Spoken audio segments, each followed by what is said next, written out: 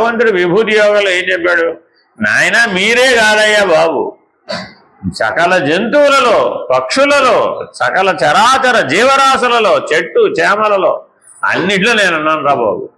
ఏదైనా సరే ఇది గ్రేట్ అండి అని, ఆ గ్రేట్ నేనున్నట్టు నా ప్రయోజనం వలన, నేననే జ్ఞానం అక్కడ బలంగా చైతన్యం పనిచేసింది కాబట్టి అది గ్రేట్ అయ్యింది. లేకపోతే గ్రేట్ ఏముంది? మృగాణాంచ మృగేంద్రోహం అన్నాడు. అంటే అర్థం ఏంటి? పశువులు చాలా ఉన్నాయి అడవిలో, మృగాలు చాలా ఉన్నాయి, అందులో ఎవరంటే గ్రేట్?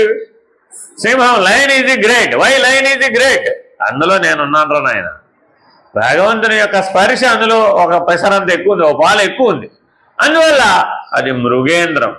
సింహం తల వంచదండి అంత సులభంగా, మిగిలినవన్నీ ఊరికే భయపడి పారిపోతాయి. సింహాన్ని భయపడడం చాలా కష్టం, అసాధ్యం కూడా.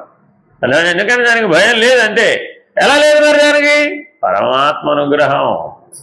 భయం లేకపోవడం అంటే పరమాత్మ అనుగ్రహం, ఈశ్వరానుగ్రహం.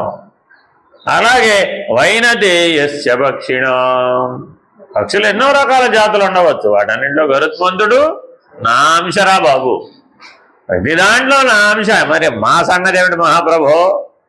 ఇంద్రియాణం మనశ్చాస్మి.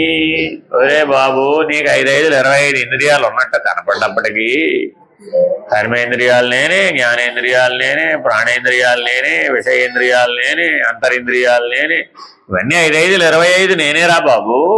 కానీ అందులో మనసు అనేది ఒకటి ఉంది, అది నేను. అక్కడ ఒక పాలు ఎక్కువ ఉంది దానికి బలం.